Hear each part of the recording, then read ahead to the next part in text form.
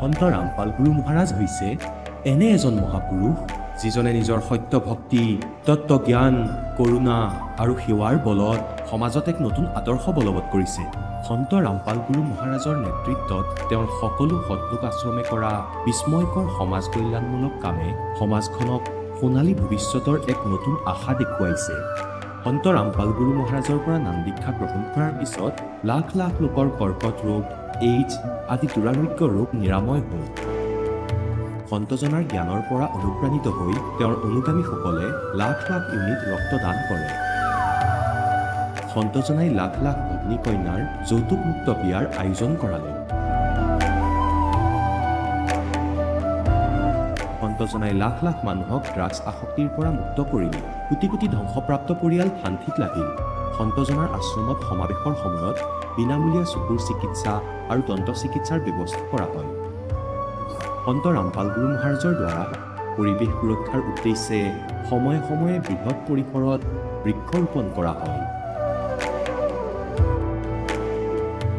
সন্তজনাই আৰ্তজনক তাৎক্ষণিক সকাহ দিবলৈ এম্বুলেন্স সেৱা আৰম্ভ কৰিছিল। সন্তজনাই তেওঁৰ অনুগামীসকলক তেওঁলোকৰ শৰীৰ দান কৰিবলৈ অনুপ্ৰাণিত কৰে, যাতে মানৱতাৰ সেৱা আৰু চিকিৎসা ক্ষেত্ৰত উন্নতি কৰিব পৰা যায়। সন্ত ৰামপাল গুৰু মহাৰাজৰ সকলো আশ্ৰমত প্ৰতিদিনে বিনামূলীয়া ধৰ্মভোজৰ আয়োজন কৰা হয়, য'ত প্ৰতিবাৰেই প্ৰতিটো জাতি, প্ৰতিটো ধৰ্মৰ মানুহে একেলগে বহি ভোজন কৰে।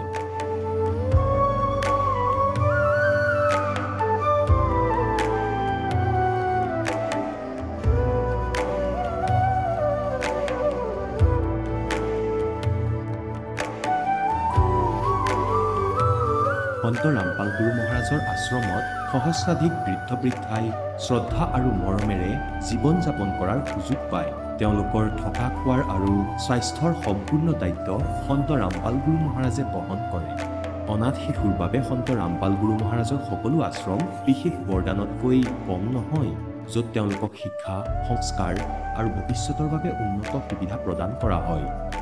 বানপানী, ভূঁইকঁপ বা মহামাৰী যিয়েই নহওক, সন্ত ৰামপাল গুৰু মহাৰাজ আৰু তেওঁৰ অনুগামীসকল সদায় আৰ্তজনৰ বাবে আগৰণুৱা হৈ থাকে। কোভিড মহামাৰীৰ সময়ত সন্ত ৰামপাল গুৰু মহাৰাজৰ আশ্ৰমৰ পৰা কোটি কোটি লোকক খাদ্য, ঔষধ আৰু জীৱন ৰক্ষক সামগ্ৰী যোগান ধৰা হৈছিল।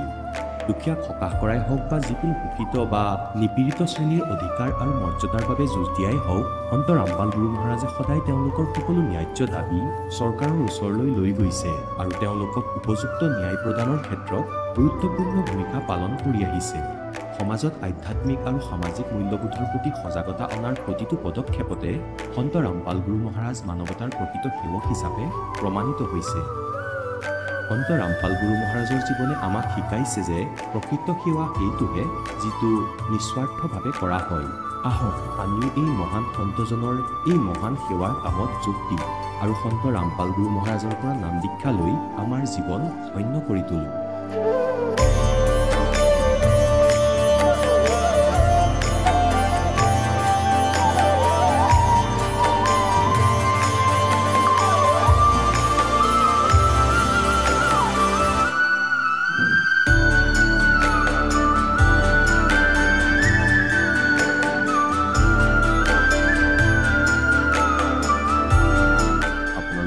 পৰিয়ালৰ সৈতে সৎলোক আশ্ৰমলৈ আন্তৰিকতাৰে আমন্ত্ৰণ জনোৱা হয়।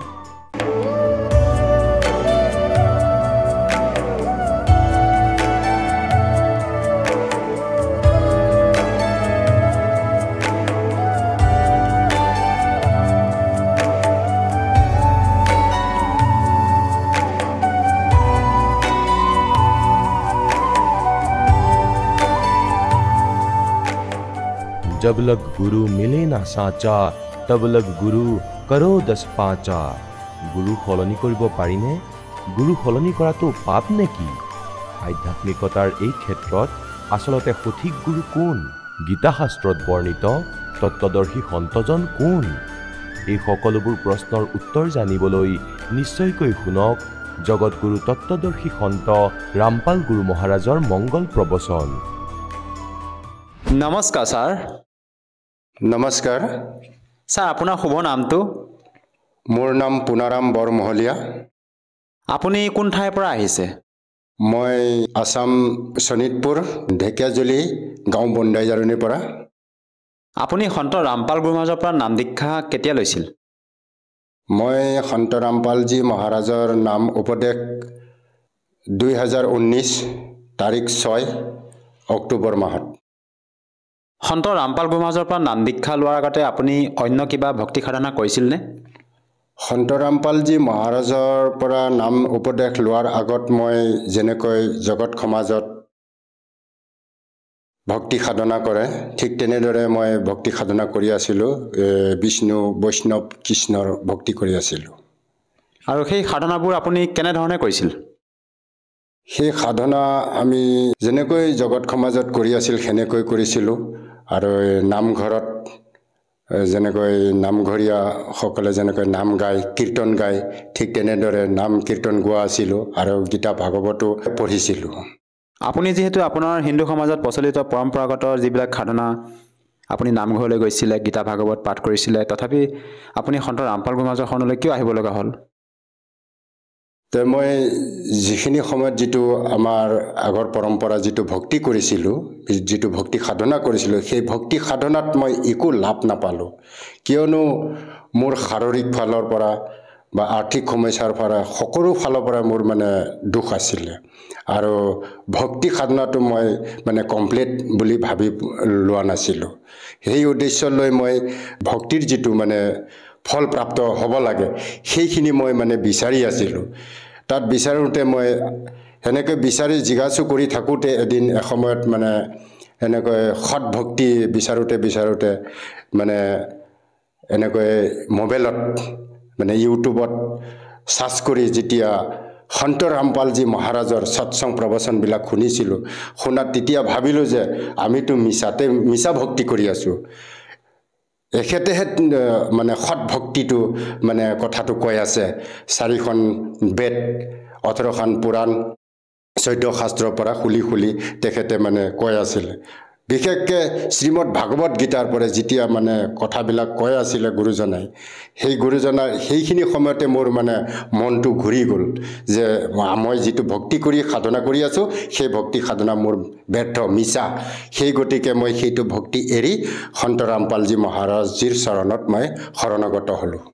আৰু আপোনাৰ যি সমস্যা আছিলে, আপুনি যে ক'লে আপুনি শাৰীৰিকভাৱে অসুস্থ আছিলে আৰু আপোনাৰ আৰ্থিকভাৱে যি সমস্যা আছিলে, সেই সমস্যাবিলাক বৰ্তমান সন্ত ৰামপাল গুৰু মহাৰাজৰ শৰণলৈ অহাৰ পিছত দূৰ হ'লনে আপোনাৰ? ছাৰ, মোৰ যিটো নেকি আৰ্থিক সমস্যা, যিটো মানে শাৰীৰিক সমস্যা, সন্ত ৰামপালজী মহাৰাজৰ চৰণত যেতিয়া মই 2019ত নাম উপদেশ লৈছিলোঁ নাহৰকটীয়া আশ্ৰমত গৈ, তাত নাম উপদেশ লোৱাৰ পিছদিনাখন পৰাই মোৰ মানে এনেকৈ হ'ব ধৰিলে যাতে মোৰ যেনিবা মা দেউতা নাই, যেনিবা মোৰ দেউতা মা পাই গ'লোঁ। নাম উপদেশ লোৱা দিনৰ পৰাই মানে এনেকৈ হৈ গ'ল যাতে মোৰ পিছফালে কোনোবা এজন আছে, মোৰ মানে মোক সঞ্চালক কৰি থকা কোনোবা এজন আছে। সেইদিনৰ পৰাই মানে মোৰ দেউতা আছে, ভয় লাগে, মই অমুকত নাযাওঁ, এনেকৈ নকৰোঁ, তেনেকৈ নকৰোঁ, মোৰ মানে এনেকৈ এটা অনুভৱ হৈ গ'ল। সেইদিনৰ পৰাই মোৰ মানে শৰীৰৰ যিবিলাক মানে ৰোগগ্ৰস্ত হৈ আছিলে সেইখিনি ৰোগ মানে লাহে লাহে নাইকিয়া হৈ আহে। আৰু ছাৰ, এইটো আচৰিত কথা, আপুনি অসমৰ পৰা তেখেতৰ নাম দীক্ষা গ্ৰহণ কৰি আপুনি এনেদৰে লাভ পাইছে, এইটো ছাৰ কেনেকৈ সম্ভৱ? ছাৰ, এইটো সন্ত ৰামপালজী মহাৰাজে যিটো ভক্তি সাধনা কৈছে, সেই ভক্তি সাধনা মন্ত্ৰতে বহুতখিনি গুণ আছে। সেই গুণৰ আধাৰতে, সেই নামৰ আধাৰতে যেনিবা আমাৰ শৰীৰৰ যিমানখিনি ৰোগ আছে, দুখ আছে, কষ্ট আছে, সেই দুখ কষ্টখিনি দূৰ হৈ যায়। আৰু ছাৰ, আপুনি অন্য কিবা লাভ পাইছেনে পাৰিবাৰিকভাৱে, বা অন্য তেনেকুৱা কিবা লাভ হৈছে নেকি আপোনাৰ? অন্য আন এটা লাভ পাইছোঁ মই, যে মোৰ পেটত বিষ হৈ থকা আছিলে। এদিন ডাক্তৰৰ ওচৰত যাওঁতে ডাক্তৰে সোনোগ্ৰাফ কৰি চালে, আপোনাৰ কিডনীকত 2.5 মানে ইনফেকশ্যন হৈ আছে। সেই ইনফেকশ্যনৰ কাৰণে আপোনাৰ এইটো বিষটো হৈ আছে। তেতিয়া জগত থকা টাইমত দাৱাই খালোঁ, দাৱাই খাই বহুত দিন দাৱাই খোৱাৰ পাছতো বিষটো শেষ হোৱা নাই। তাৰপিছত মানে নিজেও আয়ুৰ্বেদিক দাৱাই জানো, সেই আয়ুৰ্বেদিক দাৱাই উঠাই খাই থকা আছিলোঁ, তথাপিতো মানে লাভ পোৱা নাছিলোঁ।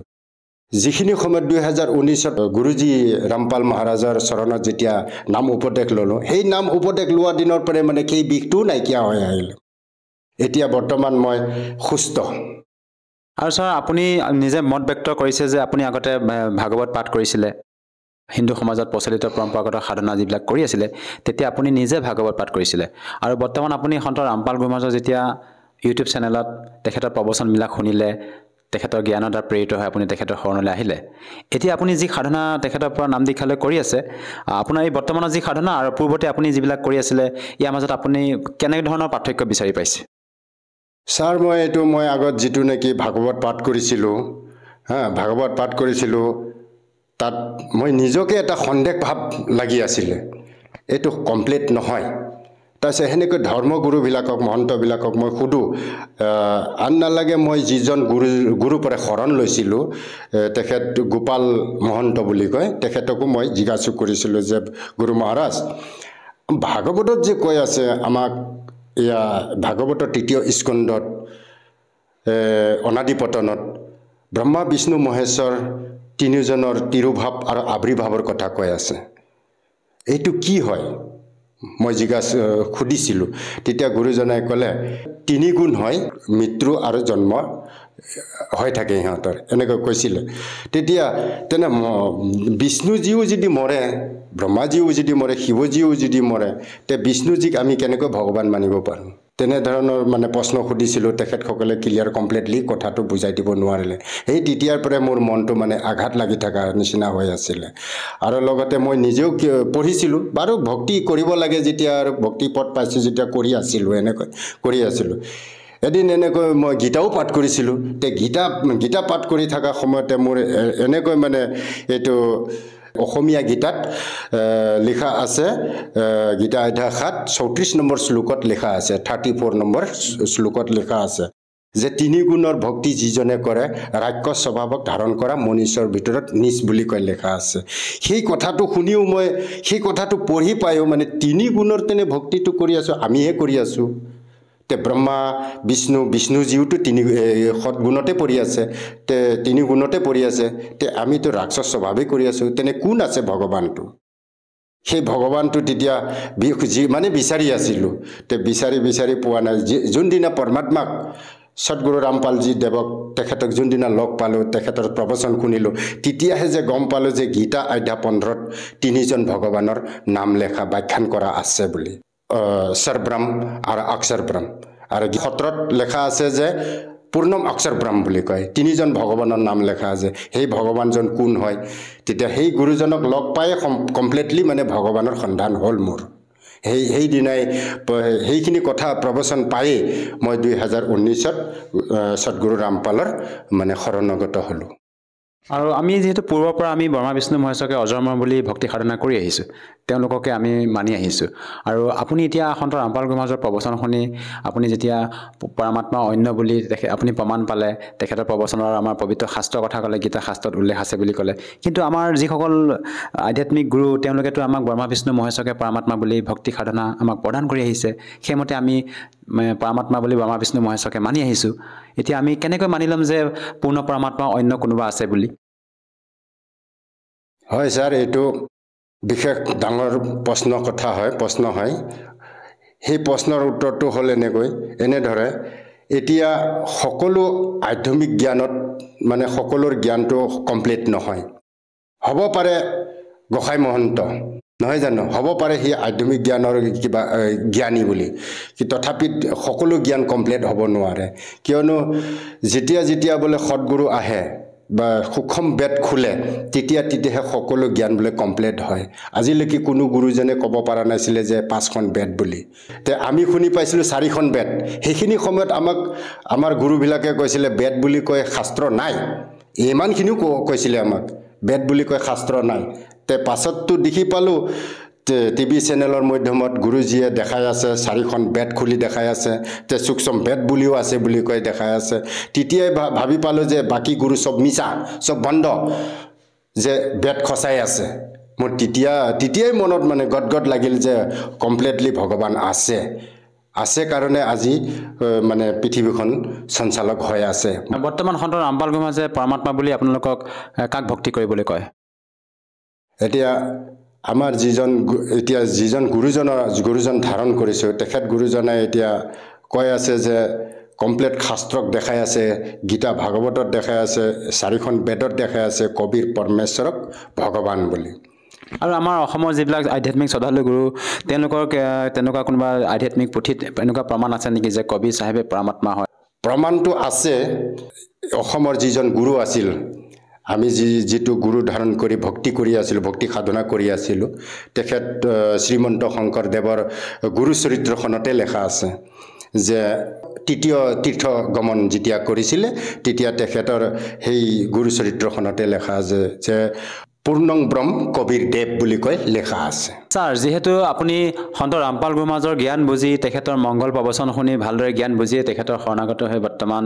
আপুনি ভক্তি সাধনা কৰি আছে আৰু আপুনি শাৰীৰিকভাৱে বা আৰ্থিকভাৱে বিভিন্ন প্ৰকাৰে লাভ পাইছে আজি যিসকল দৰ্শকে আপোনাক টিভি স্ক্ৰীণত প্ৰত্যক্ষ কৰি আছে তেওঁলোকক আপুনি কি বাৰ্তা দিব বিচাৰে বা কি সন্দেশ দিব বিচাৰে যাতে তেওঁলোকেও আপোনাৰ দৰে উপকৃত হ'ব পাৰে ছাৰ মইনো কি বাৰ্তা দিম মইতো প্ৰাৰ্থনাহে কৰিব পাৰোঁ যে পৰমাত্মাৰ চৰণত আহক মই যেনেকৈ লাভ পাইছোঁ মই যেনেকৈ পৰমাত্মাক লগ পালোঁ লগ পাই পৰমাত্মাৰ ভক্তি কৰিছোঁ ভক্তি কৰি মোৰ যেনেকৈ শাৰীৰিক লাভ পাইছোঁ দুখ বেমাৰ আজাৰ দূৰ হৈছে ঠিক তেনেদৰে আপোনালোকৰো হ'ব আপোনালোকেও আহি আপোনালোকেও ৰামপাল গুৰু মহাৰাজৰ চৰণত দীক্ষিত হৈ আপোনাৰ জীৱন কল্যাণ কৰক ছাৰ আৰু আমি শুনিছোঁ যে আপোনালোকৰ গুৰু সন্ত ৰামপাল গুৰুমাঝ তেখেতৰ ঘৰ হৈছে হাৰিয়ানা প্ৰান্তত আৰু আমি এতিয়া অসমৰ পৰা ইমান দূৰৰ পৰা কেনেকৈ তেখেতৰ পৰা নাম দীক্ষা ল'ম ইয়াৰ কিবা ব্যৱস্থা আছে নেকি ছাৰ সহজভাৱে নাম দীক্ষা লোৱাৰ হয় ছাৰ ব্যৱস্থা আছে সন্ত ৰামপালজী মহাৰাজৰ চৰণত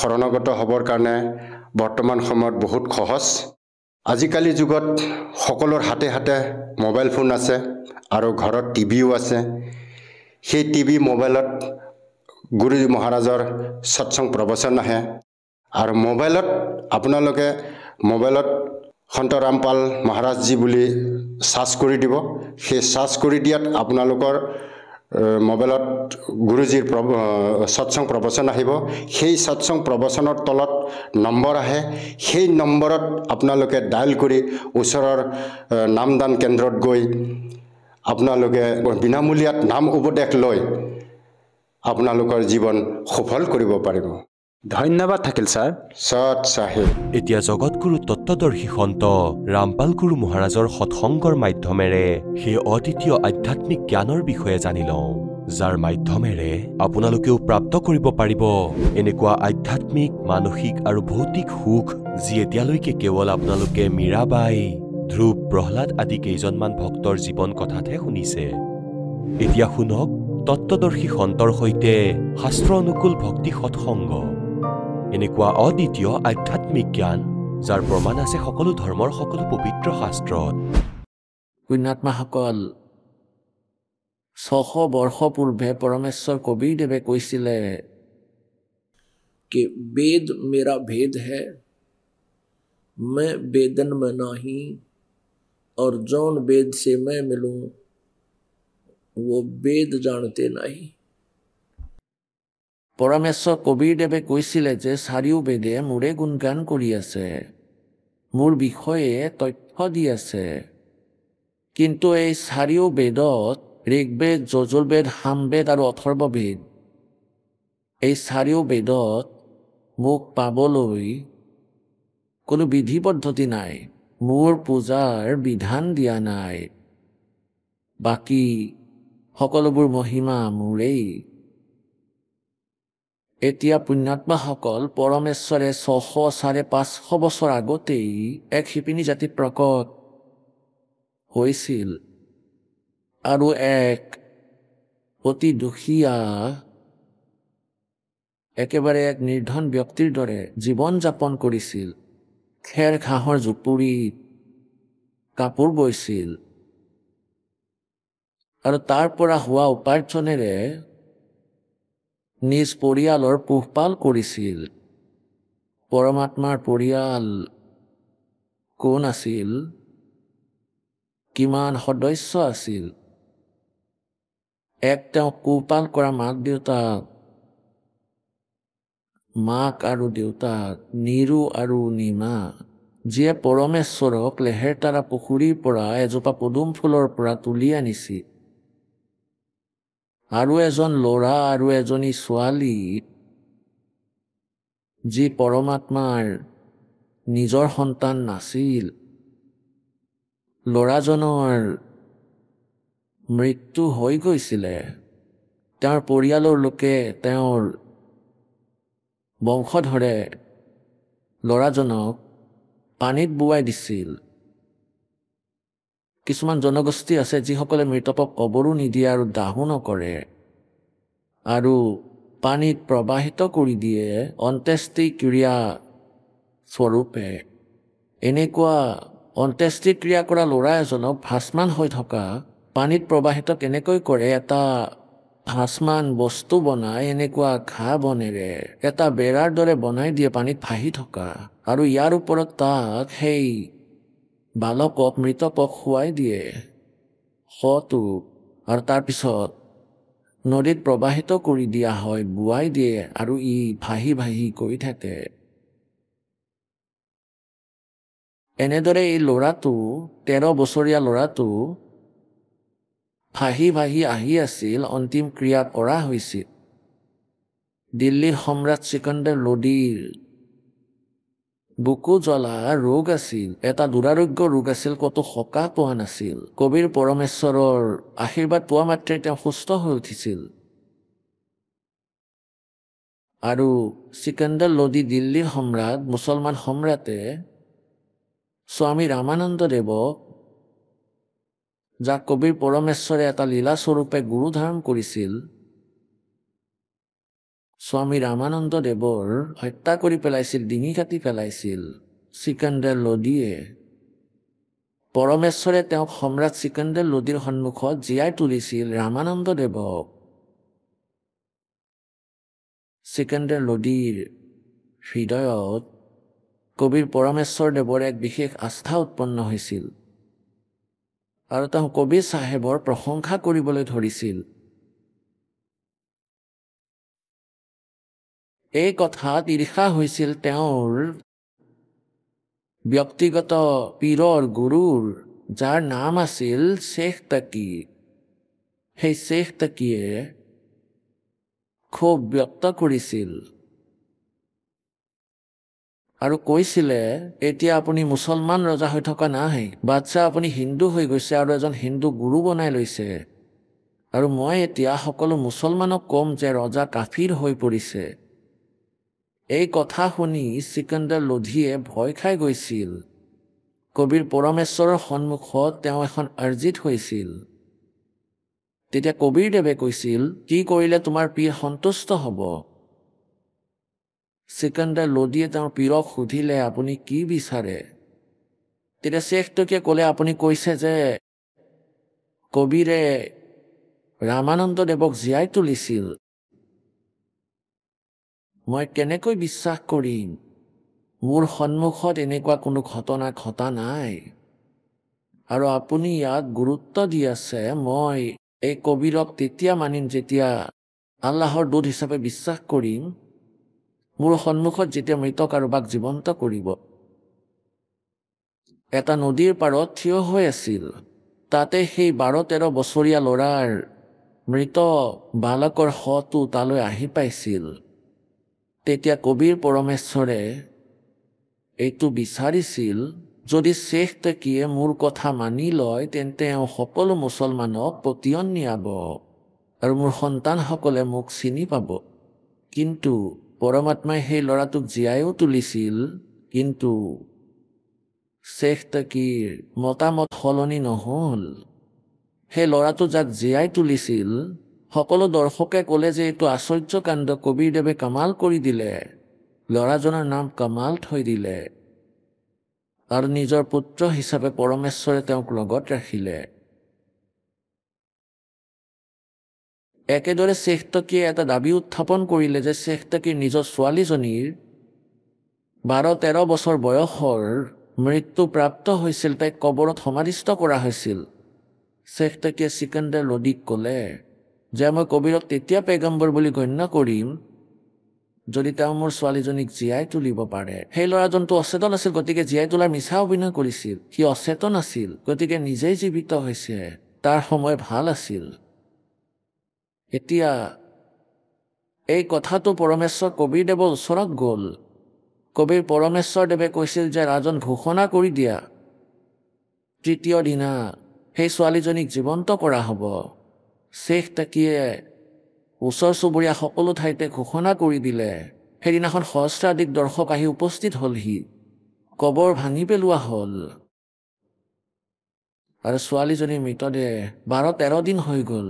মৃত্যু হৈ যোৱাৰ 12-13 বছৰ বয়স আছিল আৰু 12-13-15-20 দিন হৈ গ'ল কবৰত সমাধিস্থ কৰাৰ।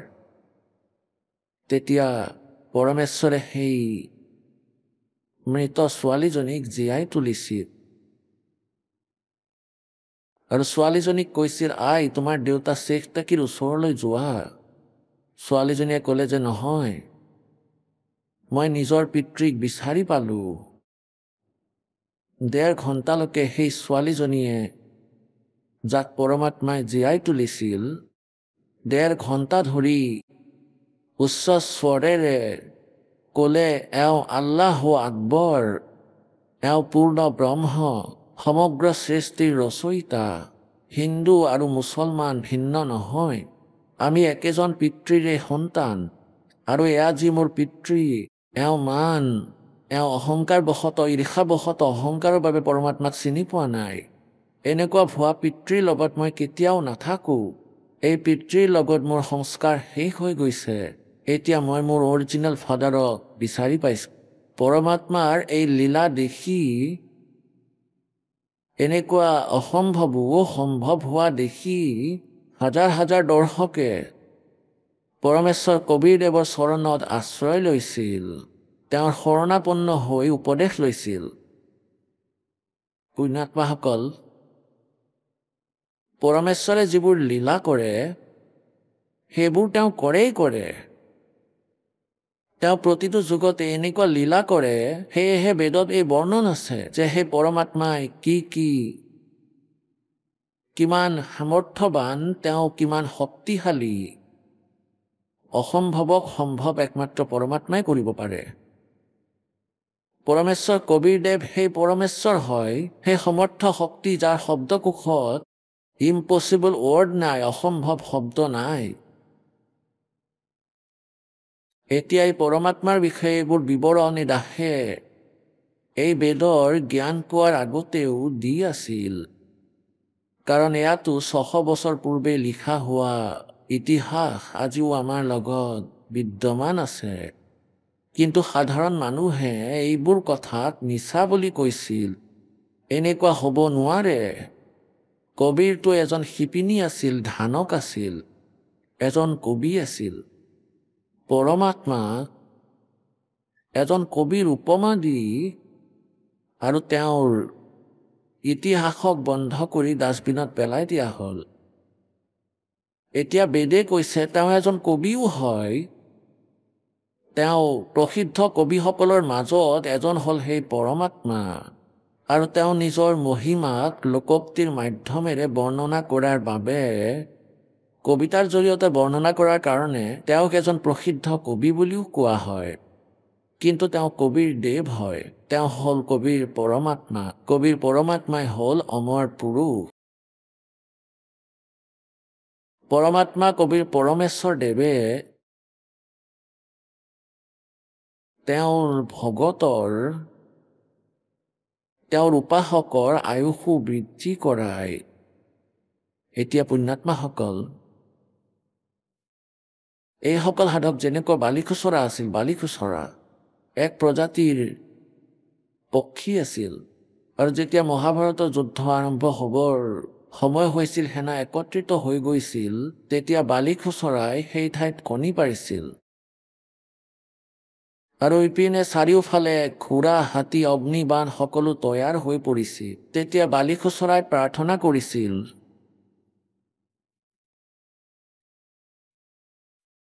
মোৰ সন্তানক ৰক্ষা কৰক প্ৰভু, তাই পূৰ্বজন্মত কোনো জনমত পৰমেশ্বৰৰ ভগতনী আছিল। এতিয়া কোনো দুৰ্ভাগ্যবশত কোনো সংস্কাৰবশত এটা জীৱন পক্ষীৰ ভুগি আছে। গতিকে সেই বালিখচৰা পুণ্য কৰ্মৰ পূৰ্বজন্মৰ কিবা শুভ কৰ্মৰ আধাৰত পৰমাত্মাই তাইৰ কণীক সুৰক্ষিত ৰাখিছিল। তাত অগ্নিবাণ চলিছিল। কোটি কোটি মানুহৰ মৃত্যু হৈছিল। যুদ্ধত মৃত্যুবৰণ কৰিছিল, কিন্তু কণীত এটা আচুৰ ৰগা নাছিল। ওপৰত এটা বৰ ডাঙৰ হাতীৰ ঘণ্টা, যি ঘণ্টা থাকে ডিঙিত, সেয়া বহুত ওজনৰ হয়, সেয়া থৈ দিছিল। ঘণ্টা কণীৰ ওপৰত পৰি কণী ঢাক খালে। তাইৰ পোৱালি বাচি গৈছিল।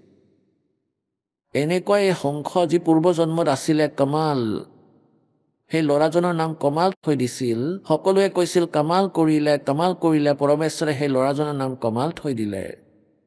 ছোৱালীজনীকো জীয়াই তুলিলে। সকলোৱে ক'লে কামাল কৰিলে, গতিকে ছোৱালীজনীৰ নাম কামালী থৈ দিল। আৰু দুয়োটা সন্তানক পুত্ৰ আৰু পুত্ৰীৰ ৰূপত পৰমেশ্বৰ কবিৰদেৱে তেওঁৰ লগত ৰাখিলে। এয়া পৰিয়াল আছিল পৰমেশ্বৰৰ। তেওঁৰ কোনো পত্নী নাছিল। পুণ্যাত্মাসকল, পৰমাত্মাৰ লীলা দেখুৱাই আছো যে সেই পৰমেশ্বৰে আয়ুসো বঢ়াই দিয়ে। এয়া চাব ঋগ্বেদ মণ্ডল নম্বৰ 10। প্ৰকাশক হ'ল সাৰ্বদেশিক আৰ্য প্ৰতিনিধি সভা, মহৰ্ষি দয়ানন্দ ভৱন, ৰামলীলা মৈদান, নতুন দিল্লীৰ পৰা প্ৰকাশিত হৈছে। মুদ্ৰক হ'ল prince offset printers, 1510, পটৌদি house, Daryaganj, নতুন দিল্লী। চাওক ঋগ্বেদ মণ্ডল নম্বৰ 10, সূক্ত 161, 161 আৰু মন্ত্ৰ নম্বৰ 2। যদি ৰোগীৰ জীৱন শক্তি নষ্ট হ'বলৈ ধৰিছে বা হৈ গৈছে, অথবা যদি একেবাৰে সীমাৰ বাহিৰলৈ গুচি গৈছে, যদি মৃত্যুৰ ওচৰ গৈ পাইছে, তথাপিও সেই ৰোগীক এওঁলোকে ইয়াত অজ্ঞানতা জাপি দিলে, মই বৈদ্য। কাৰণ এওঁলোকে বিশ্বাস নকৰে, এওঁলোকে ভগৱানক প্ৰতিবন্ধী বুলি সিদ্ধ কৰি ৰাখিছে এই দয়ানন্দই। আৰু দয়ানন্দৰ বিচাৰ অনুসাৰে এই অনুবাদকে ইয়াক পৰমাত্মাক বৈদ্য বুলি সম্বোধন কৰিছে। এইখন কোনো ঔষধি পুথি নেকি? এইখন কোনো ঔষধৰ কিতাপ নহয়। এইখন হ'ল পৰমাত্মাৰ মহিমাৰ গুণগান। কষ্টপদ ৰোগৰ কবলৰ পৰা উলিয়াই আনো। 100 বছৰৰ শৰৎ ঋতু, অৰ্থাৎ 100 বছৰ জীয়াই থাকিবলৈ তাক বল প্ৰদান কৰোঁ। আৰু ইয়াত তেওঁ একেবাৰে পাহৰি গৈছে। ঋগ্বেদ মণ্ডল নম্বৰ 9, সূক্ত নম্বৰ 80, মন্ত্ৰ নম্বৰ 2। হে পৰমাত্মান, আপুনি উপাসকসকলৰ আয়ুস বঢ়াওতা হয়। ইয়াত পাহৰি গৈছে বৈদ্য লিখিবলৈ, ভুল হৈ গৈছে। ইয়াত অনুবাদক তেওঁৱেই হয়। এতিয়া চাওক, আপোনালোকক আৰু কিছু দেখুৱাও, কাৰণ আমি 2-3টা অনুবাদ যেতিয়া চাম তেতিয়াহে আমাৰ বিশ্বাস হ'ব। কাৰণ তেখেতে যি আৰ্য সমাজৰ যিজন প্ৰৱৰ্তক আছিল মহৰ্ষি দয়ানন্দদেৱ, তেওঁৰ সিদ্ধান্ত আছিল যে পৰমাত্মাই একো কৰিব নোৱাৰে, তেওঁ এজন পংগু। কি কৰিব নোৱাৰে? যেনেকৈ নৰসিংহ ভগৱত, এই কাহিনী বাৰু পাছত শুনাম, প্ৰথমে এই প্ৰসংগ বাৰু পাছত শুনাম, প্ৰথমে এয়া চাওঁ। ঋগ্বেদ ভাষাম, ইয়াত কি লিখা আছে? ঋগ্বেদৰ মহৰ্ষি দয়ানন্দ সৰস্বতীয়েতো কেৱল 1ৰ পৰা এই 6 মণ্ডললৈকে অনুবাদ কৰিছে। আৰু তাৰপিছত দামোদৰ চাতাবলেকৰে মণ্ডল 7ৰ পৰা 10লৈকে কৰিছে। এয়া ক'ৰ পৰা ছপা হৈছে? ঋগ্বেদ ভাষ্যম, মহৰ্ষি দয়ানন্দ সৰস্বতী। কাৰণ তেওঁৰ নাম অবিহনে এইখন বিক্ৰী নহয়। তেওঁৰ নাম নিলিখিলে এইখন বিক্ৰী নহয়। বেদ সম্পাদক হ'ল দয়ানন্দ অৰ্পণ, প্ৰকাশক হ'ল বিশ্ব মানৱ উত্থান পৰিষদ পঞ্জীকৃত, 46-5 সামুদায়িক কেন্দ্ৰ পূৰ্বী কৈলাশ, নতুন দিল্লী। ইমানেই। এইখন ক'ৰ পৰা ছপা হৈছে? বিশ্ব মানৱ উত্থান পৰিষদ পঞ্জীকৃত আৰু এয়া ক'ৰ পৰা ছপা হৈছে? মুদ্ৰক হ'ল কমিউডাটা ছাৰ্ভিচেছ, নতুন দিল্লী। ইমান এতিয়া আমি ইয়াৰ আহোঁ ঋগ্বেদ মণ্ডল নম্বৰ 10 সূক্ত নম্বৰ 161। এয়া চাব, এয়া হ'ল 10ম মণ্ডল আৰু এয়া 161 শততম 161। এয়া দ্বিতীয় মন্ত্ৰ হয়, এয়া তলত এয়া দ্বিতীয়। যদি এয়া সংস্কৃত, যদি ৰোগীৰ আয়ু শেষ হৈ যায়, যদি তেওঁ এই লোকৰ পৰা গুচি গৈছে অৰ্থাৎ মৃত্যুবৰণ কৰিছে, আৰু যদি তেওঁ মৃত্যুৰ নিকট গৈ পাইছে অৰ্থাৎ মৃত্যু হৈছে বা মৃত্যু হ'বৰ হৈছে, তথাপিও মই তেওঁক মৃত্যু দেৱতা নিবৃত্তিৰ পৰা উভতাই আনিব পাৰোঁ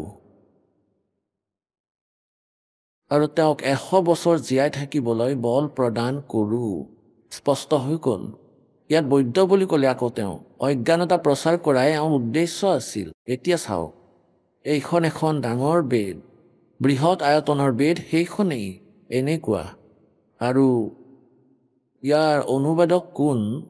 প্ৰকাশক হ'ল পণ্ডিতা ৰাকেশ ৰাণী আৰু প্ৰধান কাৰ্যালয় বেদ মন্দিৰ, মহাত্মা বেদ ভিক্ষু সেৱাশ্ৰম, লেখৰাম নগৰ, ইব্ৰাহিমপুৰ, মুখমেলপুৰ, দিল্লী।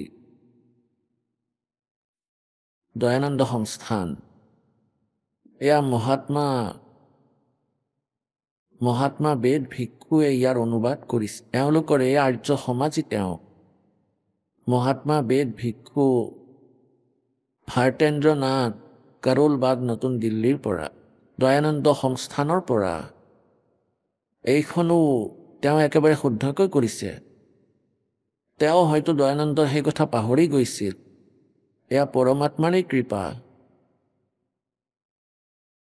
ঋগ্বেদ মণ্ডল নম্বৰ 10 সূক্ত 161 আৰু মন্ত্ৰ নম্বৰ এয়া 161 আৰু মন্ত্ৰ নম্বৰ 2। যদি কোনো ৰোগীৰ জীৱন শক্তি সমাপ্ত হৈ যায়, যদি তেওঁ সীমাৰ বাহিৰলৈ গুচি গৈছে, তেখেতে কিছু খেলি মেলি কৰাৰ চেষ্টা কৰিছে, কিন্তু মাজৰখিনিয়ে স্পষ্ট কৰি দিছে যে যদি তেওঁ মৃত্যু অৰ্থাৎ পৰলোকত গুচি গৈছে, সীমা অতিক্ৰম কৰি পৰলোকত গুচি গৈছে, যদি তেওঁ মৃত্যুৰ অতি নিকটত অৰ্থাৎ মৃত্যুৰ সময় আহিছে অথবা মৃত্যুবৰণ কৰি বেলেগ দুনিয়াত গুচি গৈছে, তথাপিও তেওঁক মই কঠিন কষ্টপ্ৰদ ৰোগৰ কবলৰ পৰা মুক্ত কৰা লগতে তেওঁক 100 বছৰ অৰ্থাৎ 100 বৰ্ষৰ জীৱন হেতু বল সম্পন্ন কৰোঁ। ভাবাৰ্থ, যদি ৰোগীৰ জীৱন শক্তি সমাপ্ত হৈ যায় আৰু তেওঁ ৰোগে সীমা অতিক্ৰম কৰি পেলাই, তথাপিও পৰমাত্মাই তেওঁক এই দুৰাৰোগ্য ৰোগৰ পৰা মুক্ত কৰি 100 বৰ্ষৰ জীৱন প্ৰদান কৰিব পাৰে। পুণ্যাত্মাসকল, এই আৰ্য সমাজৰ প্ৰৱৰ্তক মহৰ্ষি দয়ানন্দ দেৱৰ ইমান যোগদান আছে যে এতিয়ালৈকে তেওঁ বেদক জীৱিত ৰাখিছে। তেখেতে স্বয়ং বেদৰ ক খ জনা নাছিল। মহৰ্ষি দয়ানন্দ এজন কলিযুগী মহৰ্ষি আছিল, ভুৱা ডুপ্লিকেট আছিল। আজি ৰাতিপুৱাৰ সৎসংগত আপোনালোকক দেখুৱাইছিলোঁ, সত্যযুগৰ মহৰ্ষিয়ে জনা নাছিল যে বেদত কি লিখা আছে, সেই দুৰ্গাৰ পূজাক সমৰ্থন কৰি আছে আৰু কি কি কৰিছিলে। এতিয়া আমি এই আধ্যাত্মিক জ্ঞানো এই 9 মন সূতাক চিজিল কৰিব লাগিব আৰু ইয়াৰ বাবে আমি এওঁলোকৰ সহযোগ ল'ব লাগিব। এতিয়ালৈকে এওঁলোকৰ ইমান সহযোগিতা অৱশ্যেই আছে আৰ্য সমাজৰ আচাৰ্যসকলে, যে এওঁলোকে এই বেদক জীৱিত ৰাখিছে। নহ'লে মানুহে সৰু সৰু কাহিনীৰ ওপৰত ভিত্তি কৰি কবিতাৰ ওচৰত গৈ পাইছিল, জয় গণেশ দেৱা।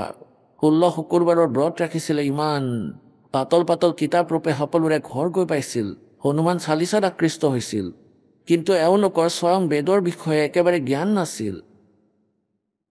আৰু আজি এই বেদৰ যথাৰ্থ জ্ঞান আপোনালোকৰ সন্মুখত প্ৰকাশিত হৈ আছে, উত্থাপিত হৈ আছে।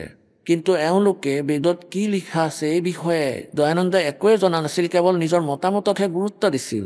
তেওঁৰ এজন সাধাৰণ মানুহৰ দৰে, নাস্তিক ব্যক্তিৰ দৰে চিন্তাধাৰা আছিল। তেওঁ কি লিখিছে, কোনোবাই প্ৰশ্ন কৰিছে যে যেনেকৈ ৰণ ভগনীয়া ভগৱানে, শ্ৰীকৃষ্ণ ভগৱানে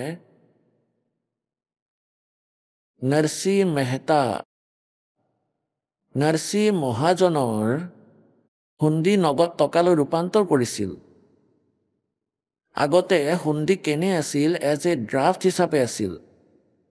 এজন জমিদাৰক কোনো চহৰত ৰজাৰ ফালৰ পৰা মান্যতা প্ৰাপ্ত হৈছিল তেওঁৰ সম্পত্তি অনুযায়ী, যে তেওঁ ইমান টকাৰ ড্ৰাফ্ট বনাব পাৰিব, ইয়াক হুণ্ডি বুলি কোৱা হৈছিল। দূৰৰ দেশলৈ যোৱা ব্যৱসায়ীসকলে সেই ধন তেওঁৰ হাতত জমা কৰি গৈছিল, আৰু যিখন নগৰত গৈছিল সেই নগৰৰ জমিদাৰৰ নামত, যাক সেই ঠাইৰ ৰজাইও এনেকুৱা এজন জমিদাৰ নমিনেট কৰিছিল, সকলোৰে তালিকা সকলোৰে হাতত আছিল, চৰকাৰী নিয়মত তেওঁলোকে লাভ কৰিছিল। গতিকে তেওঁৰ নামত চিঠি লিখি দিছিল, সেই ড্ৰাফ্ট বনাই দিছিল যে আপোনাৰ ইমান টকা মোৰ হাতত আছে। তাৰ পৰা কিছু সংখ্যকে নিজৰ কমিশ্যন কাটি ৰাখিছিল, যেনেকৈ বেংকে কাটে। আৰু পৰমাত্মাই নৰসিংহ ভগতৰ সেই হুণ্ডি লৈ লৈছিল। এতিয়া অলপ কাহিনী কম এই বিষয়ে, তেতিয়াহে কথাটো বুজি পাব। এতিয়া প্ৰথমে এই ধাৰণাটো স্পষ্ট হৈ গ'ল যে পৰমাত্মাই এনে লীলা কৰে, বেদে কয়, আৰু সেয়া পৰমেশ্বৰে আহি কৰিছে। পুণ্যাত্মাসকল, ইয়াত আৰু এটা প্ৰসংগ আহি পৰে যে যেনেকৈ ভগৱান শ্ৰীকৃষ্ণই মূৰ্ধচ ৰজাৰ পুত্ৰ তাম্ৰধ্বজকো তৰোৱালেৰে কাটি পুনৰ জীয়াই তুলিছিল। গতিকে পুণ্যাত্মাসকল, কিছু কোৱা হয়, और संत सब कूप है और कहते जरीता नीर, दादू अगम अपार है वो दरिया सच कबीर। এতিয়া যেনেকৈ এটা কুৱাত পানী আছে, সেই কুৱাৰ পানী অতি সীমিত। এই পানীৰ জৰিয়তে কিছু কিছুহে কাম কৰিব পৰা যায়, কিন্তু খেতি বাতি কৰিবলৈ এখন নদীৰ প্ৰয়োজন হয়, অৰ্থাৎ নলাৰ প্ৰয়োজন হয়।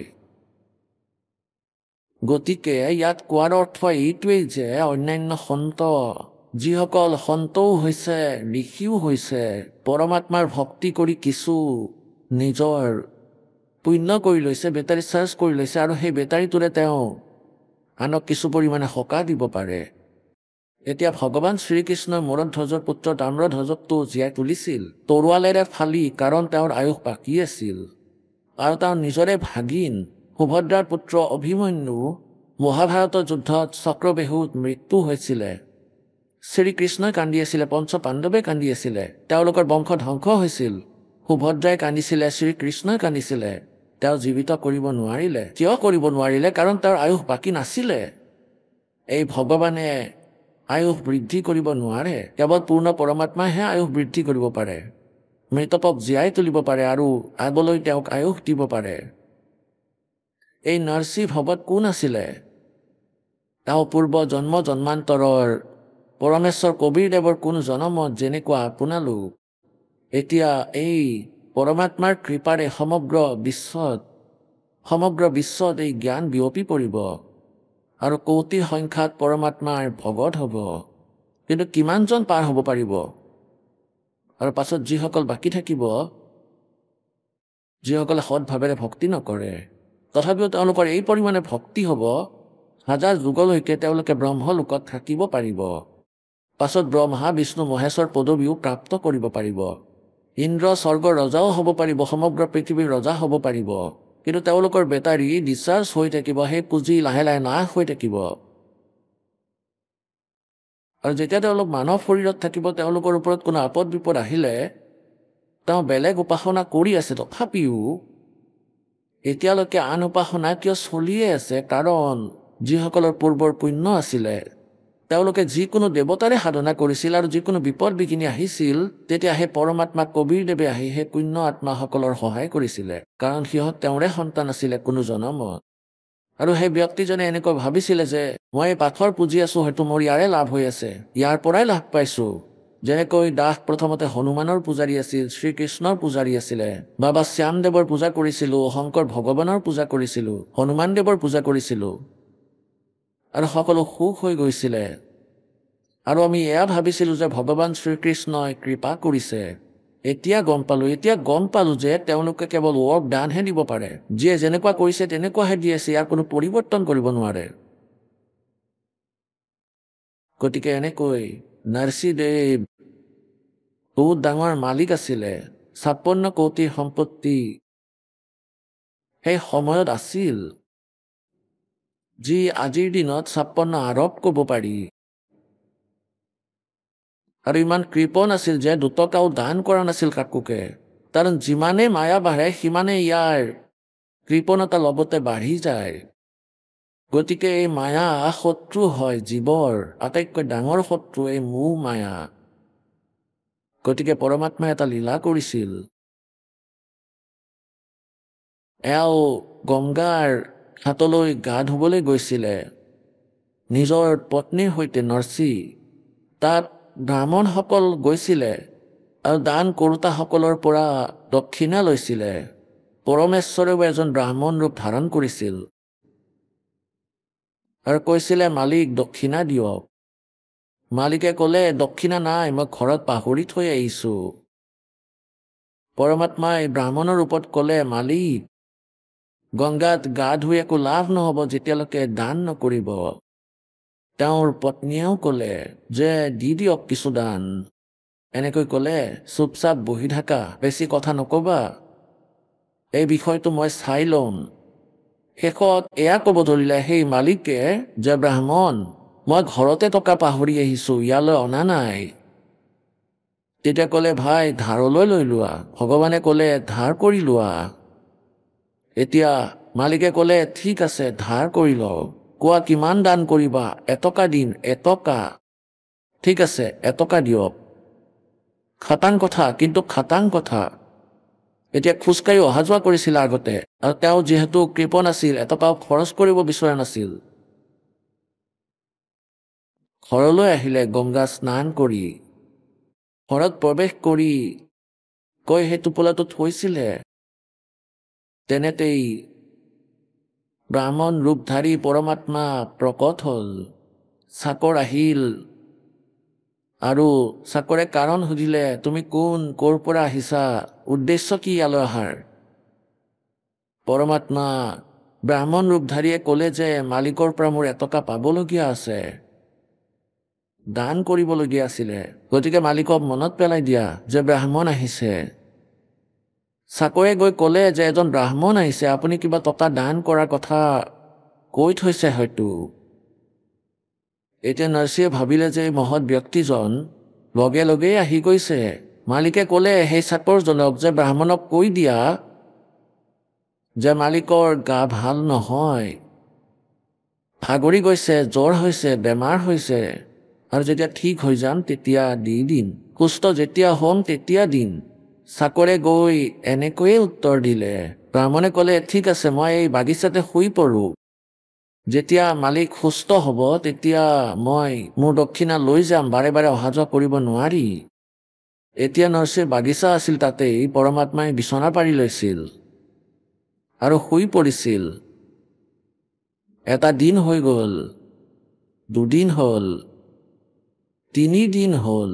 মালিকে ভিতৰতে পেচাব পায়খানা কৰিব ধৰিলে, ভিতৰতে এটা গাঁত বনাই ল'লে আৰু তাতেই পেলায়। এতিয়া 3য় দিনা তেওঁ আকৌ গৈ ভুমুকি দিলে আৰু ক'লে যে মোৰ টকা ক'ত? মালিকক গৈ কোৱা মোৰ দক্ষিণা দি দিয়ক। মালিকে ক'লে চাকৰক যে কৈ দিয়া যে মালিকৰ মৃত্যু হৈ গ'ল। আহক আমি এতিয়া সেই শ্ৰদ্ধালুসকলৰ অনুভৱবোৰ জানো, যিসকলে জগতগুৰু তত্ত্বদৰ্শী সন্ত ৰামপাল গুৰু মহাৰাজৰ পৰা দীক্ষা প্ৰাপ্ত কৰিছে তথা তেওঁ কোৱা ভক্তি মাৰ্গ এওঁলোকে অৱলম্বন কৰি আছে। ছাৰ নমস্কাৰ। হয় নমস্কাৰ ছাৰ কি নাম আপোনাৰ মোৰ নাম আনন্দ কুমাৰ হয় আনন্দ আপুনি ক'ৰ পৰা আহিছে মই ঝাৰখণ্ডৰ ধনবাদ জিলাৰ পৰা আহিছোঁ ছাৰ কি কৰে আপুনি মই নিজৰ ব্যৱসায় কৰোঁ IT ছেক্টৰত ছাৰ সন্ত ৰামপালদেৱ মহাৰাজৰ সৈতে কেতিয়াৰ পৰা জড়িত হয় মই সন্ত ৰামপালদেৱ মহাৰাজৰ সৈতে 2014 পৰা জড়িত সন্ত ৰামপালদেৱ মহাৰাজৰ লগত জড়িত হোৱাৰ আগতে আপুনি কি সাধনা কৰিছিল হয় মই অন্য দেৱী দেৱতাৰ সাধনা কৰিছিলোঁ আৰু অন্য গুৰুৰ সৈতে জড়িত আছিলোঁ সেই গুৰুজনৰ নাম আছিল ডক্টৰ নাৰায়ণ দেৱ শ্ৰীমালী তেওঁ যোধপুৰ ৰাজস্থানৰ আছিল আৰু তেওঁ তন্ত্ৰ মন্ত্ৰ যন্ত্ৰৰ সাধনা আমাক কৈছিলে আৰু হেয়া কৰি আমাৰ একো লাভ নহ'ল কি লাভ বিচাৰিছিল আপুনি মই এইটোৱে লাভ বিচাৰিছিলোঁ যে আমাৰ ঘৰত শান্তি হওক সুখ হওক আৰ্থিক সমস্যাৰ পৰা আমি ৰক্ষা পৰোঁ আৰু ঘৰত এক সুখৰ পৰিৱেশ হওক কিন্তু আমি ওলোটাহে তাৰ প্ৰভাৱ দেখিবলৈ পালোঁ আমি দিন প্ৰতিদিনে বেলেগ বেলেগ সমস্যাৰ সন্মুখীন হ'ব লগা হৈছিল তেতিয়া মই ভাবিছিলোঁ যে পৃথিৱীত ভগৱান নামৰ কিবা বস্তু আছেনে নাই আমি ভক্তিও কৰোঁ তথাপিও আমাৰ ওপৰত ইমান দুখ কিয় আহিছে তেন্তে সন্ত ৰামপালদেৱ মহাৰাজৰ শৰণলৈ কিয় আহিলে হয় যিটো ব্যৱসায় মই কৰিছিলোঁ তাতে মোৰ কলিগছ আছিলে তেওঁৰ জগদীশ নাম আছিল এবাৰ মই তেওঁক লগ কৰিবলৈ গৈছিলোঁ তেতিয়া তেওঁ ক'লে যে ভাই এইখন পৃথিৱী আমি থকাৰ যোগ্য নহয় ইয়াতকৈ এখন বেলেগ পৃথিৱী আছে সেয়া হত লোক যেতিয়া মই এইবোৰ কথা প্ৰথমবাৰ শুনিছিলোঁ তেতিয়া মোৰ লাগিছিল যে সেই মানুহজন সঁচাকৈ পাগলেই হৈছে আৰু মোকো পাগল বনাই আছে মই অহাৰ সময়ত মোক এখন কিতাপ দিলে কিতাপখনৰ নাম আছিল জ্ঞান গংগা যেতিয়া তেওঁ মোক কিতাপখন দিলে এই কিতাপখন পঢ়ি মইনো কিয় পাগল হওঁ মই সেই কিতাপখন বেলেগ এজন মোৰ বন্ধুক দি দিলোঁ আৰু সেইদিনা যেতিয়া মই ঘৰলৈ আহিলোঁ তেতিয়া মই মোৰ দেউতাক ক'লোঁ যে তেওঁক লগ পাইছিলোঁ জগদীশক তেতিয়া তেওঁ কৈ আছিলে যে এইখন পৃথিৱী আমি থকাৰ যোগ্য নহয় এইখনতকৈ আৰু বেলেগ পৃথিৱীও আছে যলৈ আমি যাব লাগিব তাৰ ভক্তি কিবা বেলেগ তেতিয়া দেউতাই সুধিলে যে তেওঁ কিবা দিছিল নেকি তেতিয়া মই ক'লোঁ যে হয় মোক এখন কিতাপ দিছিল কিন্তু সেইখন কিতাপ মই নললোঁ মই লৈ সেইখন বেলেগক দি দিলোঁ তেতিয়া দেউতাই সুধিলে যে তুমি কি সেই বিষয়ে কিবা তথ্য পাইছা নেকি তেতিয়া মই ক'লোঁ যে হয় তেওঁ কিবা কৈ আছিলে যে সন্ত ৰামপালদেৱ মহাৰাজ নামৰ এজনৰ জ্ঞান গংগা নামৰ কিতাপ আছে তেতিয়া মই যেতিয়া দেউতাক সেই কিতাপখনৰ বিষয়ে ক'লোঁ তেতিয়া দেউতাই ঘৰত ইণ্টাৰনেটত চাৰ্চ কৰিলে জগতগুৰু সন্ত ৰামপালদেৱ মহাৰাজ তেতিয়া তেওঁ ভিডিঅ'বোৰ যেতিয়া চালে তেতিয়া আমি বহুত আচৰিত হৈ গ'লোঁ যে এনেকুৱাও হ'ব পাৰে নেকি যি ভক্তি যি সাধনা আমি আজিলৈকে কৰি আহিছোঁ সেই সকলোবোৰ সাধনা আমি শাস্ত্ৰৰ বিৰুদ্ধেই কৰি আছিলোঁ তেতিয়া দেউতাই সুধিলে যে সেই কিতাপখন কেনেকৈ পাম তেতিয়া মই আকৌ যিজনে কিতাপখন দিছিল তেওঁক কণ্টেক্ট কৰিলোঁ তেতিয়া তেওঁ ক'লে যে আৰু এখন কিতাপ বাকী আছে বাৰু আপুনি আহি লৈ যাব মই তেওঁক কণ্টেক্ট কৰিলোঁ আৰু তেওঁৰ পৰা সেই কিতাপখন ল'লোঁ তাৰপিছত দেউতাই সেইখন ঘৰলৈ আনি পঢ়িলে দেউতাই সেইখন পঢ়ি জ্ঞানখিনি বুজিলে আৰু তেওঁ বৰবালালৈ গৈ সন্ত ৰামপালদেৱ মহাৰাজৰ পৰা নাম উপদেশ লৈ ভক্তি আৰম্ভ কৰিলে ছাৰ সন্ত ৰামপালদেৱ মহাৰাজৰ পৰা নাম দীক্ষা লোৱাৰ পিছত আপুনি সেই লাভ পালেনে যি লাভ বিচাৰিছিলে যোধপুৰত আপুনি যি মহাৰাজৰ সৈতে জড়িত আছিলে হয় একেবাৰে মোৰ দেউতাই নাম দীক্ষা লোৱাৰ পাছত এই যে ভক্তি আৰম্ভ কৰিলে তেতিয়া তেওঁ শাৰীৰিক লাভ পোৱা আৰম্ভ কৰিলে কাৰণ মোৰ দেউতাৰ ডায়েবেটিছ ছুগাৰ বুলি যাক কয় যাৰ কোনো চিকিৎসা নাই গোটেই পৃথিৱীত আৰু ছুগাৰৰ লগে লগে তেওঁৰ হাৰ্টৰ প্ৰব্লেম আহি গৈছিল ভাল্ভ এটা জাম হৈ গৈছিলে কিন্তু ছুগাৰৰ চিকিৎসাটো আছে ইয়াৰ বাবে বহুত ট্ৰিটমেণ্ট এভেইলেবল আছেতো হস্পিটেলত নাই গোটেই পৃথিৱীত ছুগাৰৰ কোনো পাৰ্মানেণ্ট চিকিৎসা নাই যে ইমান দিনলৈ ঔষধ খোৱা তাৰপিছত আৰু ঔষধৰ প্ৰয়োজন নহয় এনেকুৱা চিকিৎসা আমি আজিলৈকে পোৱা নাই গতিকে গুৰুদেৱৰ ভক্তি যেতিয়া তেওঁ আৰম্ভ কৰিলে তেতিয়া তেওঁ শাৰীৰিক লাভ পোৱা আৰম্ভ কৰিলে কিন্তু মই এই জ্ঞানত বিশ্বাস কৰা নাছিলোঁ কিয়নো মই মনেৰে সদায় এইটোৱে ভাবি আহিছিলোঁ যে এইটো সত্য হয় জানো গুৰুদেৱে যে ভিডিঅ'ৰ মাধ্যমেৰে কয় যে ব্ৰহ্মা বিষ্ণু মহেশ্বৰৰো জন্ম আৰু মৃত্যু হয় তেওঁলোক নাশবান হয় গতিকে আমি গীতা প্ৰেছ গোৰখপুৰৰ এখন কিতাপ তেওঁলোকৰ দোকানৰ পৰা গৈ কিনি আনিলোঁ শ্ৰীমদ ভাগৱত গীতা আৰু আমি ভাবিলোঁ যে সন্ত ৰামপালদেৱ মহাৰাজে নিশ্চয় কিবা নহয় কিবা হেৰফেৰ কৰি অথবা কিবা এডিটিং কৰি তেওঁ কৈ আছে কিতাপৰ মাধ্যমেৰে যদি এইটো সঁচা হ'ল হয় আমি যে অন্য গুৰুৰ সৈতে য'ত আমি জড়িত হৈ আছিলোঁ তেওঁলোকে কি সত্যতা জনা নাছিল অথবা অন্য যিবোৰ ঋষিমুনি আছে তেওঁলোকে কি নাজানিছিল যে ব্ৰহ্মা বিষ্ণুৰ জন্ম আৰু মৃত্যু হয় তেওঁলোক নাশবান হয় যেতিয়া আমি সেই কিতাপখন সন্ত ৰামপালদেৱ মহাৰাজে যে কৈ আছিলে টিভিত, তেতিয়া আমি কিতাপখন মাৰ্কেটৰ পৰা আনি শ্ৰীমদ ভাগৱত গীতা প্ৰেছ গোৰখপুৰৰ তেতিয়া আমি সেইখন মিলাই চালোঁ। যেতিয়া আমি মিলাই চালোঁ তেতিয়া আমাৰ চকু খোলাই থাকি গ'ল। সঁচাকৈয়ে সেই সকলোবোৰ বস্তু যিবোৰ সন্ত ৰামপালদেৱ মহাৰাজে কৈ আছিলে টিভিত, সেই সকলোবোৰৰ আমি সত্যতা দেখিলোঁ। আৰু দেখিয়ে মোৰ মনলৈ আহিব ধৰিলে যে গুৰুদেৱে এই নিজজনৰ ওপৰতো যেন দয়া কৰে, মোৰ ওপৰতো যাতে নাম দীক্ষাৰ দয়া হওক। গতিকে মই আগষ্ট 2014 সন্ত ৰামপালদেৱ মহাৰাজৰ আশ্ৰম বৰবালাত জিলা হিছাৰ হাৰিয়ানালৈ গ'লোঁ আৰু মই তাৰ পৰা নাম দীক্ষা লৈ আহিলোঁ। ছাৰ, আপুনি কি লাভ পালে সন্ত ৰামপালদেৱ মহাৰাজৰ পৰা নাম দীক্ষা লোৱাৰ পিছত? আটাইতকৈ ডাঙৰ লাভ এইটো পালোঁ যে আমাৰ আগতে যি জীৱন প্ৰণালী আছিল সেয়া মই বহুত মাংসহাৰী আছিলোঁ। এনেকুৱা দিন এটাও নাযায় যে আমাৰ ঘৰৰ ফ্ৰিজত কণী নাথাকে অথবা মাছ মাংস বনোৱা নাথাকে। আমাৰ ইমান অভ্যাস হৈ গৈছিল মাছ মাংসৰ যে আমি এনেকুৱাও দিন আছিলে যে আমি যি জীৱিত মুৰ্গী থাকে তাক ঘৰলৈ লৈ গৈ কাটি মাৰি ৰান্ধি খাইছিলোঁ। আৰু কেতিয়াবা এনেকুৱাও হয়, আমি যিহেতু ঝাৰখণ্ডৰ বাসিন্দা, গতিকে ঝাৰখণ্ডত বেলেগ বেলেগ উৎসৱত বলিৰ প্ৰথা চলি আহিছে। গতিকে আমি যি ইয়াত পূজাৰ নামত যি বলি দিছিলোঁ, তাত বলি দিয়াৰ পিছত আমি সেই ছাগলীৰ মাংসখিনি কাটি আমি খাইছিলোঁ। গতিকে মই এটা ৰাক্ষস আছিলোঁ আগতে। সন্ত ৰামপালদেৱ মহাৰাজৰ শৰণলৈ অহাৰ পাছত আমি এটা মানুহলৈ ৰূপান্তৰ হ'লোঁ। এইটো আমি সন্ত ৰামপালদেৱ মহাৰাজৰ পৰা বহুত ডাঙৰ লাভ পালোঁ। আৰু মই বেমাৰৰ ফালৰ পৰা ক'বলৈ গ'লে আটাইতকৈ ডাঙৰ লাভ এইটো হ'ল যে মোৰ গলৰ তলত বগা বগা চামনি পৰি গৈছিলে। মাজে মাজে ডক্তৰক দেখুৱাইছিলোঁ আৰু ঔষধো খাইছিলোঁ। কিছুদিনৰ বাবেতো ঠিক হৈ যায়, কিন্তু আকৌ হৈ গৈছিলে। কিন্তু সন্ত ৰামপালদেৱ মহাৰাজৰ দয়াত এই দাগ একেবাৰে শেষ হৈ গ'ল। আৰু জীৱনদানৰ কথা যদি মই ক'ব বিচাৰোঁ, সন্ত ৰামপালদেৱ মহাৰাজৰ দয়াত মই এই পৃথিৱীত আছোঁ। কাৰণ মই যেতিয়া এদিন NH2ত গৈ আছিলোঁ, তেতিয়া মোৰ বাইকখন বহুত স্পীডত আছিল আৰু আগে এখন ট্ৰাক গৈ আছিলে। দুয়োখনেই বহুত স্পীডত আছিলে, প্ৰায় 100ৰ ওচৰা-ওচৰি হ'ব। হঠাৎ সেই ট্ৰাক ড্ৰাইভাৰজনৰ টোপনি আহি গ'ল আৰু যিখন ট্ৰাক চিধা গৈ আছিলে হঠাৎ সেইখন ক্ৰছ কৰি ৰাস্তাৰ মাজতে ৰৈ গ'ল। গতিকে সেইখন মাজতে ৰৈ যোৱাৰ বাবে এনেকুৱা হ'ল যে মোৰ বাইকখনৰ যিটো বেগ আছিলে, মই ব্ৰেকো লগালোঁ, ৰখোৱাৰ বাবে বহুত প্ৰয়াস কৰিছিলোঁ, কিন্তু মোৰ চকু বন্ধ হৈ গ'ল যে নাজানো মালিক এতিয়া কি হ'ব। মই সন্ত ৰামপালদেৱ মহাৰাজক মনত পেলালোঁ আৰু পিছ মুহূৰ্ততে মই দেখিলোঁ যে মোৰ গাড়ী আৰু সেই গাড়ীখনৰ মাজত মাত্ৰ 2 পৰা 4 ইঞ্চৰ পাৰ্থক্য আছিলে আৰু মই খুন্দা মৰাৰ পৰা বাচি গ'লোঁ। আৰু আৰ্থিক লাভ এয়া হ'ল যে সন্ত ৰামপালদেৱ মহাৰাজৰ লগত জড়িত হোৱাৰ পাছত যি এক মাটি কিনিবলৈ আমি আগতে বহুত প্ৰয়াস কৰিছিলোঁ, 10 বছৰ 20 বছৰৰ পৰাই সেই মাটি কিনিব পৰা নাছিলোঁ। গুৰুদেৱৰ দয়া হ'ল, সেই মাটিও পৰমাত্মাই আমাৰ নামত ৰেজিষ্ট্ৰেশ্যন কৰাই দিলে। আৰু গুৰুদেৱৰ ওচৰত আমি প্ৰাৰ্থনা জনালোঁ যে মালিক দয়া কৰক দাতা, যদি আমাৰ এখন নিজা মাৰ্কেটো হৈ যায় বহুত ভাল হ'ল হয়। গুৰুদেৱে ক'লে যে ঠিক আছে পুত্ৰ, পৰমাত্মাই দয়া কৰিব।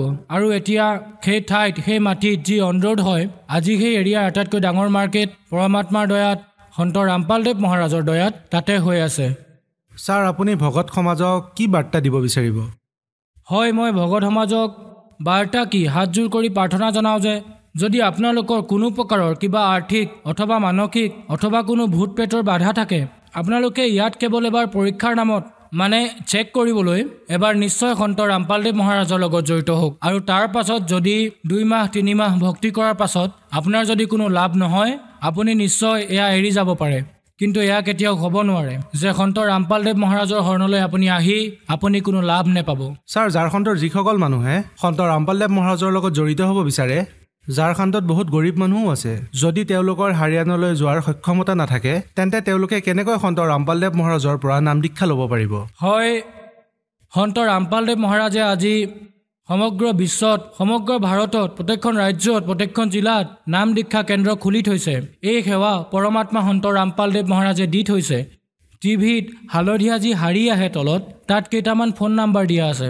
আপুনি সেই ফোন নাম্বাৰত কণ্টেক্ট কৰি আপুনি নিকটৱৰ্তী নামদাম কেন্দ্ৰৰ ঠিকনালৈ আপুনি তালৈ গৈ আপুনি সন্ত ৰামপালদেৱ মহাৰাজৰ পৰা নাম দীক্ষা প্ৰাপ্ত কৰিব পাৰে। ধন্যবাদ। ধন্যবাদ ছাৰ।